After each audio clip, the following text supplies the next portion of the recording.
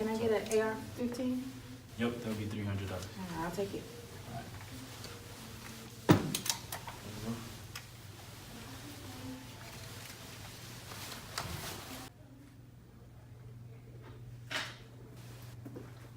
Hey, can I get an AR-15? Yeah, that would be $450. Seems a little steep. I mean, that's all you could do. You know, you've been locked up, so $450. All right, I'll take it.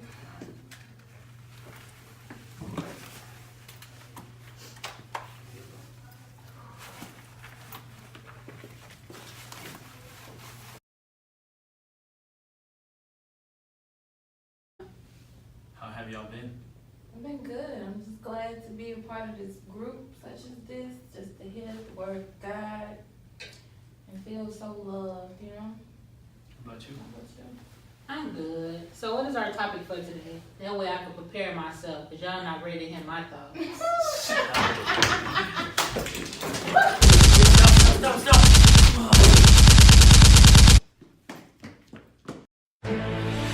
This is CNN Breaking News. Breaking news, a 22-year-old has opened fire in a classroom at St. John's High School yesterday. 3 victims were pronounced dead at the scene. It is not known why the shooting occurred. It is said that the victim has suffered from depression and has troubled relationship with her family. We have word she is in custody and will soon be evaluated for her mental condition. I pray all the families involved in this tragedy will find comfort. I'm Rebecca Johnson. Thank you and good night.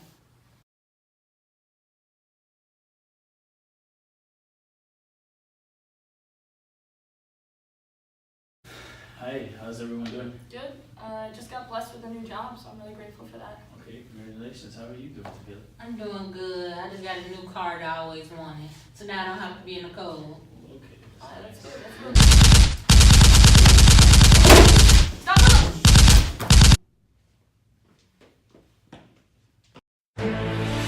This is CNN Breaking News.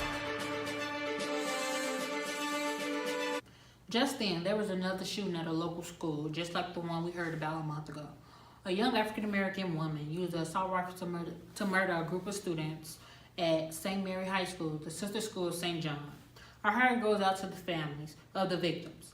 We know that the shooter is in custody and will hopefully be locked up for a very, very long time.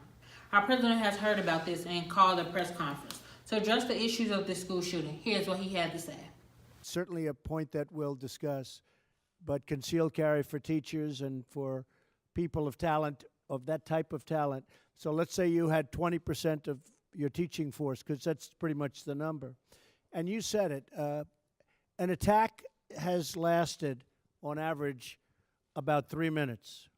It takes 5 to 8 minutes for responders, for the police to come in. So the attack is over. If you had a teacher who was adept at firearms, they could very well end the attack very quickly. And the good thing about a suggestion like that, and we're going to be looking at it very strongly, and I think a lot of people are going to be opposed to it. I think a lot of people are going to like it. But the good thing is that you'll have a lot of people with that. You know.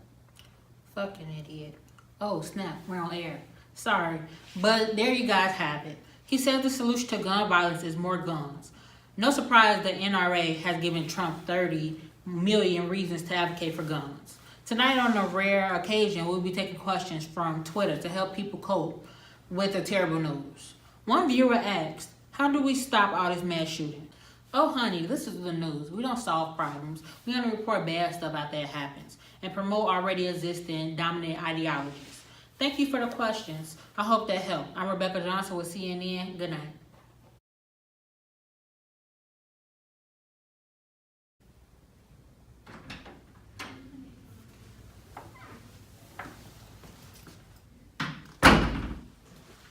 Hi, Sam, Dr. Dolan. Hi. I'm here to talk to you about mental health, so I'm going to ask you a few questions, okay? Before we start, you want something to drink? Yeah.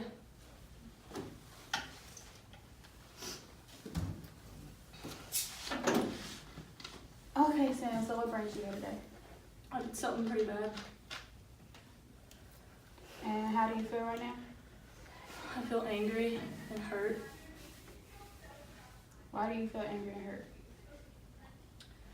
Because I am in a lot of pain mentally, and I have a lot of problems going on with my family. So you said family, let's start with home. How are things at home? They're not good. My dad, he yells and he hits, and it's bad. So let's focus on that. He yells about what? He says that I'm worthless, and he doesn't acknowledge me, and I really want to feel power. So you said you wanted to feel power. Is that why you did what you did? I think so, yeah.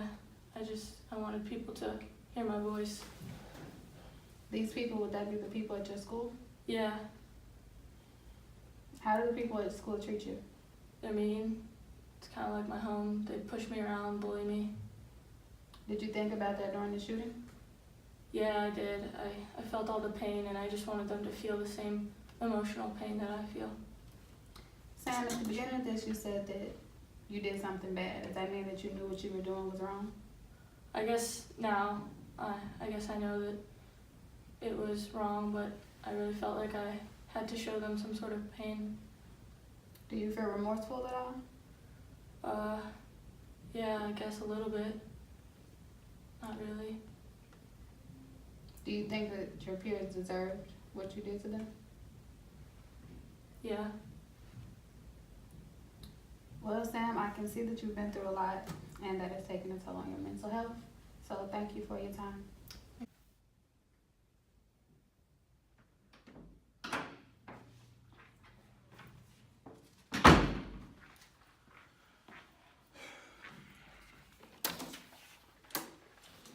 Hi, I'm Officer Taylor. I'm in charge of your case. You're in big trouble. You're in charge of murder, and you feel no type of remorse. I did what I had to do. I don't belong here. What do you mean you had to do what you had to do? Just in a lot of pain. It's a lot on my mind. Nah, you ain't even answered my question, like what I asked you first. What was that? This is straight bullshit. I mean, we know you're in perfect physical health. We don't believe in your pain. I'm looking at you now. You're fine. Don't start with your little bullshit and like mess with me, right? Whatever. Alright. I have some water. No, you can't. Don't even ask for anything, right? I bet if I was white, you'd give me some water. Don't play that racist card with me. Our police department isn't racist, and we are colorblind. Colorblind? That's the problem. Let's continue. You're going away for a very long time, so just admit that you shot all the kids now. I did it. So what? Okay, nice. Alright, then I'm not gonna ask you any questions. I'll see you in court.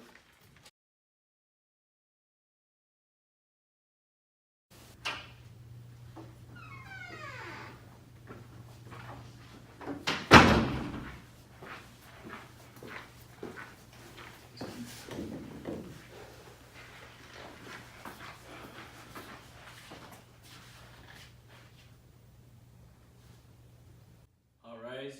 Judge Ivory presenting.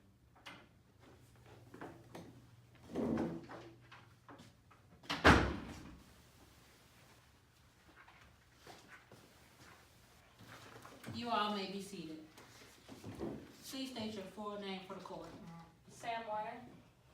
Are you representing yourself, Sam Weiner, or do you need an attorney? I'm representing myself, Your Honor. Okay, let us continue. You are being charged with first-degree murder, is that correct? Yes, Your Honor. Do you have anything to say for yourself? Not really. Okay, you, Sam, are being sentenced to 5 years in a state prison. However, you may be released after 3 years if you agree to 2 years in a therapy session in a mental center. Okay, take her away.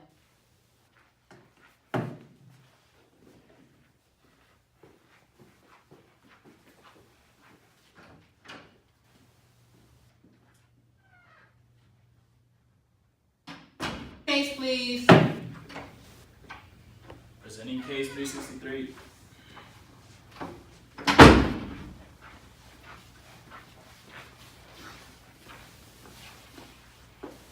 please state your full name for the courtroom. Janae Selby. Are you representing yourself, Janae Selby, or do you have an attorney? Actually, Your Honor, Attorney DuBose, and I'll be representing Janae Selby today. Okay, nice to meet you, attorney. Okay, let's continue. You are being charged with first-degree murder, is that correct? Yes. Do you understand the hurt you have caused? No, I just have so much on myself right now, so I didn't, no, at the time, no. And Your Honor, I would like to also add that my client does have a lot of pain that may not be visible to the court. We did ask for a mental evaluation and we were denied, so I'm asking the court for leniency for her sentencing. Judging by the crime and lack of remorse that your client has shown, she doesn't deserve any leniency, so it's denied. Janae, you are sentenced to 25 years in a federal state prison. I hope the time that you serve will make you realize the hurt that you have caused. That is all. Take her away.